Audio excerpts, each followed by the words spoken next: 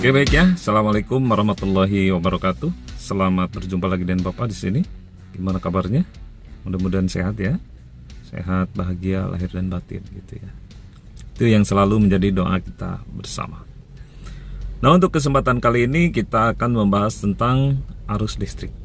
Jadi kenapa arus listrik itu terjadi?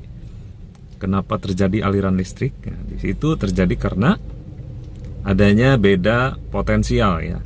Jadi nanti ada potensial yang lebih tinggi dan ada potensial yang lebih rendah. Arus listrik mengalir dari potensial yang lebih tinggi ke potensial yang lebih rendah. Nah, di mana nanti potensial yang lebih tinggi itu bertanda positif atau dinamakan proton. Kemudian potensial yang lebih rendah itu diberi tanda negatif atau dinamakan elektron. Arus mengalir dari potensi yang lebih tinggi ke potensi yang lebih rendah. Tapi dalam kenyataannya sebenarnya itu dari proton ke elektron, tapi dalam kenyataannya elektron yang mengalir menuju proton gitu. Ini mana yang benar gitu? Dalam aliran listrik itu aliran elektron yang bergerak gitu. Nah, yang kekurangan potensi yang bergerak mencari yang kelebihan potensi ya, seperti itu. Nah, memang seperti itu ya. Jadi mana nih, dari mana arah arus listrik itu sebenarnya? Dari positif ke negatif kah? Atau dari negatif ke positif kah? Ya, dari potensial tinggi ke potensial rendah kah? Atau dari potensial rendah ke potensial tinggi? Karena memang seharusnya memang dari potensial tinggi ke potensial rendah, karena dia kelebihan potensi mengalir ke yang kekurangan potensi. Tapi dalam kenyataannya yang kekurangan potensi elektron ini yang bergerak gitu. Jadi mana yang benar? Nah, untuk lebih mudah memahaminya punya ilustrasi seperti ini. Guru dan murid ya. Jadi di mana seorang guru itu kelebihan ilmu, dia mengalirkan ilmunya kepada muridnya yang kekurangan ilmu. Jadi mengalir dari yang kelebihan menuju yang kekurangan. Tetapi yang kekurangan ini kan memerlukan, dia perlu, sehingga dia yang bergerak mencari. Nah, kira-kira seperti itu. Jadi mana yang betul ini? Dari positif ke negatif atau dari negatif ke positif? Dari proton ke elektron atau dari elektron ke proton? Itu kalian bisa bahas lagi sejarahnya ya, tentang arah arus listrik ini. Kalau Bapak sih menggambarkannya seperti itu tadi ya, antara guru dan murid tadi. Jadi si guru yang kelebihan memberikan pengetahuannya kepada yang kekurangan, tetapi yang kekurangan itu karena dia merasa kekurangan, maka dia yang bergerak mencari yang kelebihan. Nah gitu. Untuk lebih jelasnya kalian bisa baca buku-buku tentang sejarah arus listrik ya. Bisa juga kalian menyimak konten yang lain selain konten Bapak ini. Tapi alhamdulillah apabila kalian cukup dengan menyimak konten ini, kalian sudah paham. Nah, kemudian untuk persamaannya, rumusnya, dan mengerjakan soal-soalnya, bolehlah kita ikuti ilustrasi dan penjelasan berikut ini.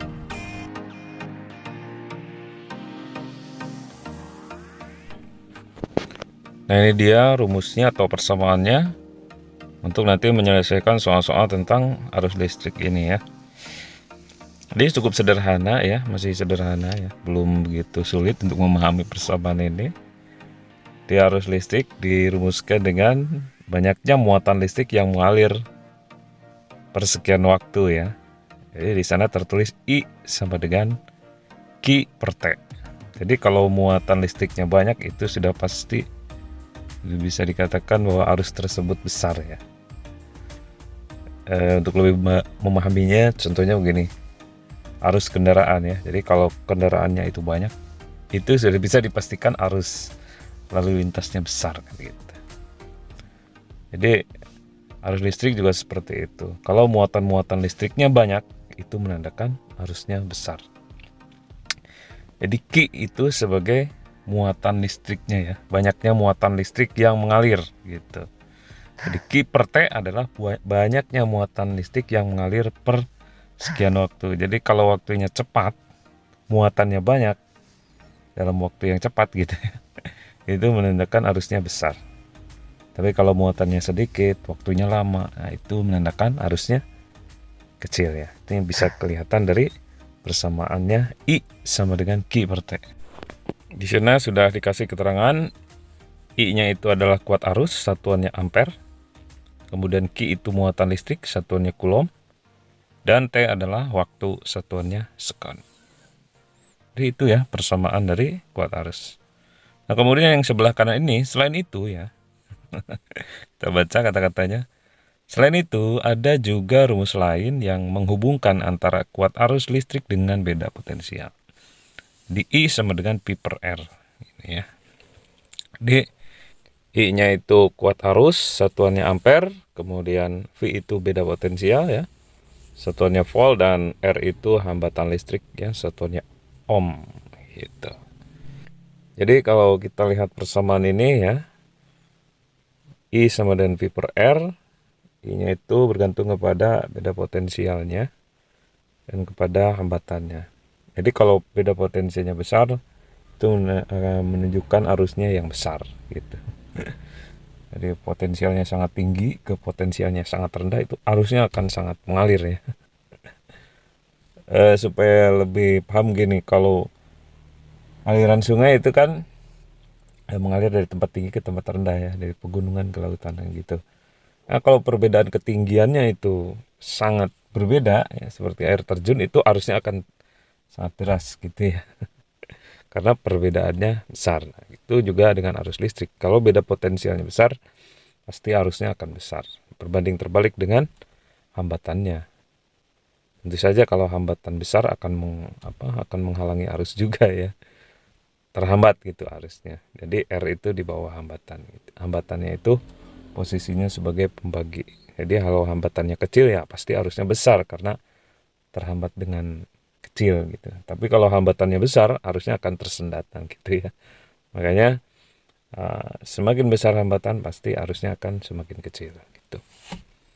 Kalau kita lihat dari persamaan ini, I sama dengan P per R. Ini dibulak-balik saja, nanti tergantung soalnya mana yang ditanyakan, arusnya atau beda potensialnya atau hambatannya.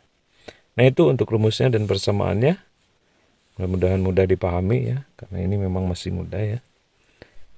Oke, untuk lebih mudah memahaminya lagi, kita gunakan rumus atau persamaan yang sudah kita pelajari barusan untuk mengerjakan soal-soal tentang arus listrik ini.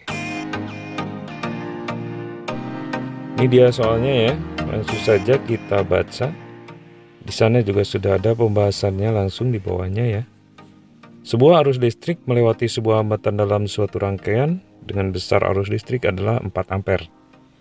Jadi arusnya 4 ampere dalam kurun waktu 10 detik, 10 S ya, 10 sekon atau 10 detik. Tentukan besar muatan listriknya. Jadi yang ditanyakan adalah Q-nya, muatan listriknya. Sesuai yang sudah kita pelajari bersama tadi, bahwa rumus kuat arus adalah I sama dengan Q per T. Kalau kuat arusnya sudah ada 4 ampere ya, I-nya diganti dengan 4. Kemudian yang ditanyakan Q-nya biarkan ditulis Q per T. Nah, waktunya tadi di soal 10 detik. Jadi T-nya 10. Jadi hasilnya adalah 4 sama dengan Q per 10. Sehingga Q-nya adalah 4 kali 10. Jadi hasilnya muatan listriknya adalah 40 coulomb. Itu ya. Itu ya, mudah ya. Oke, kita ke soal selanjutnya. Ini langsung kita baca ya. Arus listrik 4 ampere mengalir melalui sebuah kawat penghantar dengan beda potensial di kedua ujungnya adalah 16 volt. Tentukan hambatan pada kawat tersebut. Nah, ini R-nya yang ditanyakan ya. Yang diketahui di soal di atas ada 4 ampere, nah itu berarti arusnya. Kemudian yang diketahui lagi beda potensialnya ya, 16 volt. Ya sudah, kita masukkan ke persamaannya ya. Persamaannya kan I sama dengan V per R. I itu adalah arus, arusnya 4 ampere, sehingga I-nya diganti dengan 4. Sama dengan P-nya itu 16, jadi P-nya diganti dengan 16, dan per R yang ditanyakan. Sehingga menjadi 4 sama dengan 16 per R. Sehingga R-nya adalah 16 dibagi 4.